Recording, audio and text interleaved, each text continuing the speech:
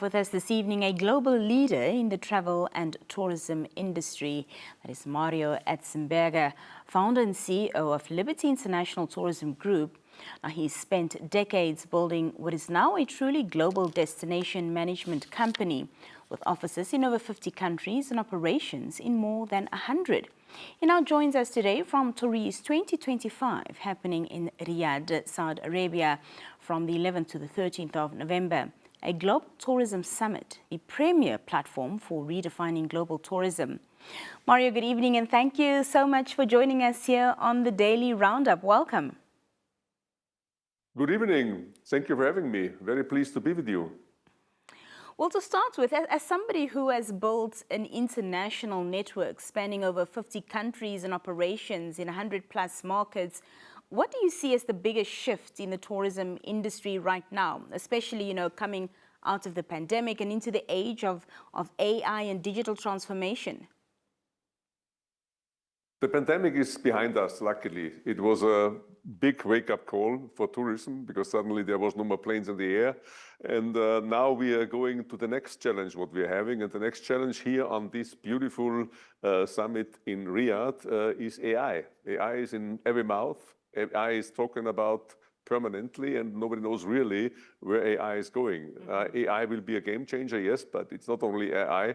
We also talk here about sustainability, about people, about communities, and also about education. It's very important to educate more people to be ready for tourism and to be able and willing to serve. One of the key themes at TOURISE 2025 is tourism as a growth engine, particularly across Africa. So from your experience and your wider global footprint, what strategies do you believe are most effective when it comes to enabling tourism to truly drive economic diversification as well as investment on this continent?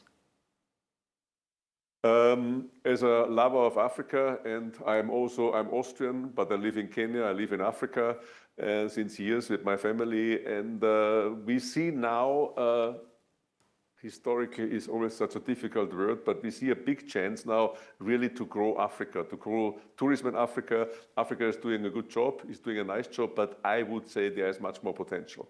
But we have to do our homeworks in different fields.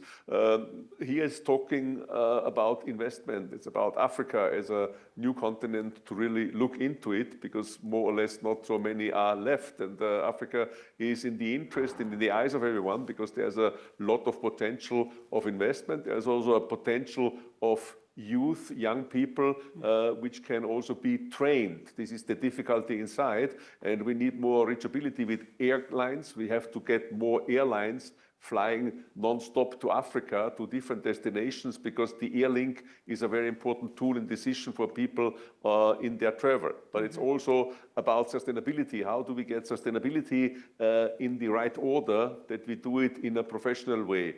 We need to exchange each other. We have to work with each other. We have to combine governmental bodies, investment houses, and we have to put private sector together to increase the overall performance, what we could bid out of Africa. Yeah. Mario, you've spoken about the importance of local communities and authenticity in tourism experiences. So how do you ensure that large global operations like yours stays grounded in local culture and benefits the host communities, rather than simply exporting a generic tourism model? You see my white hairs. This is a big point of what is really difficult to challenge. But we have to divide the world in different areas. We have very much established countries where it's a different way, and also culture was taken away. We have countries like China, where the old historic ways were more or less more washed out as in other areas. And we have the pristine Africa, where we do have our wildlife, but we also have our communities, our culture, everything inside. And this is something we have to focus, we bring inside.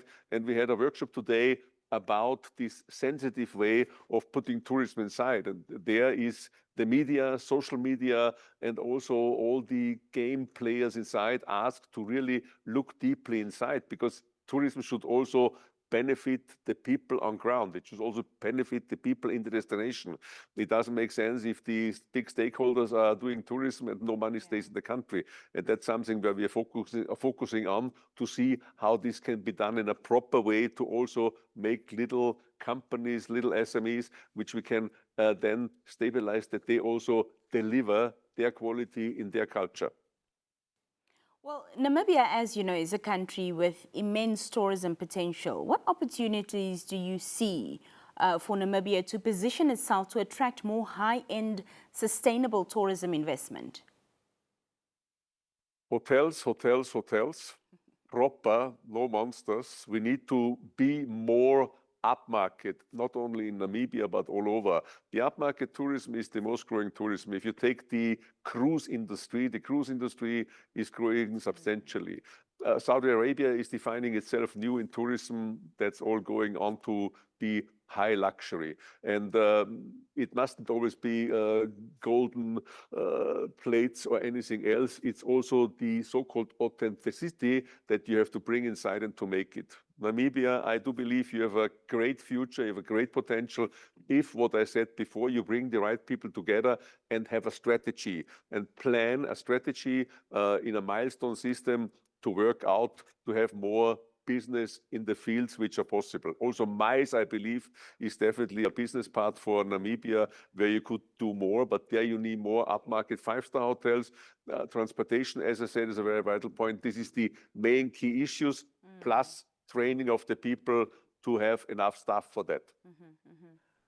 Well, as we mentioned earlier in our conversation, a big emphasis at TOURISE 2025, is on artificial intelligence and, of course, smart destinations. So how will these technologies that we touched on change the travel experience in the next 3 to 5 years? Drastically. Because end of the day, the consumer has always more access to direct information about everything. On the other side, we should not overdo it and we should not be afraid. AI should be a component to subsidize the human to do proper things. And the information possibility is perfect because we can tell more stories about Africa, about Namibia, about all the countries in Africa, and we can get a clearer message inside that certain kind of reflexes, oh, Africa, oh my God, it's dangerous, to put this out and to tell the people that the nature is beautiful, everything is there, it's safe, it's fine, and you find everything what you need. And social media combined with AI, information, your tourism board, everybody together in coordination with such guys like TOURISE here is very helpful. TOURISE came to stay. TOURISE is a platform which I have to say honestly, I never really saw. I was a little bit skeptic in the beginning because I was elected to the advisory board for the tourism minister here in Riyadh for TOURISE.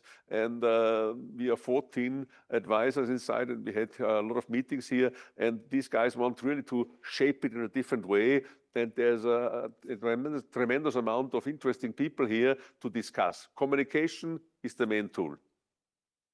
Well, Mario, as I mentioned earlier, you're the CEO of Liberty International Tourism Group, and of course, your business spans many, many countries. So I want to talk about if you perhaps can give us an idea of what successful merging of AI and tourism looks like for Liberty Group, seeing that it's inevitable, the direction we're heading in the future.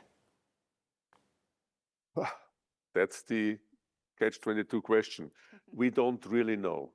You know, it's too fresh. We do know that AI exists. We do know that AI can do a lot of things.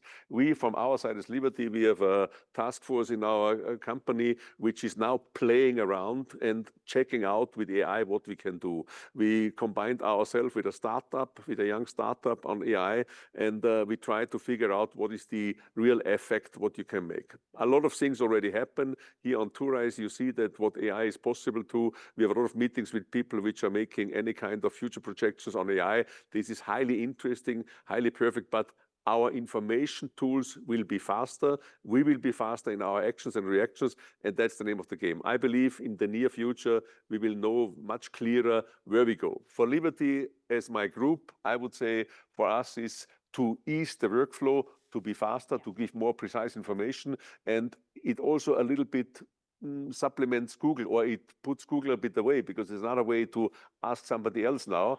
You can make a faster website, you can do other things, but you still have to keep it in a way not to overdo it.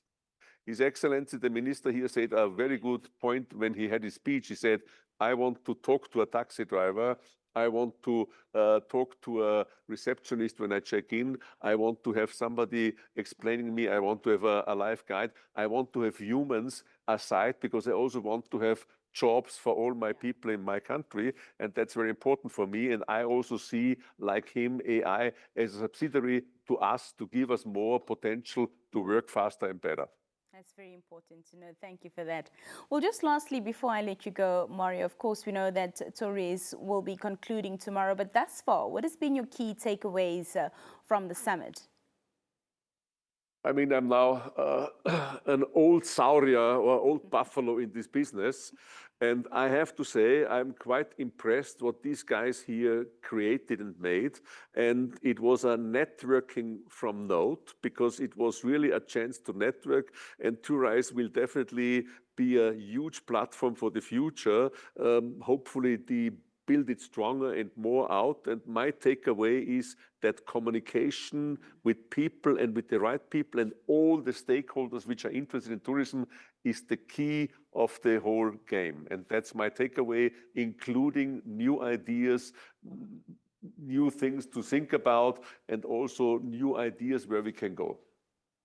Mr. Mario Enzesberger, thank you so much for speaking to us this evening here on the Daily Roundup with Nina. It was lovely having you. My pleasure. Thank you very much for having me, and all the best on Namibia.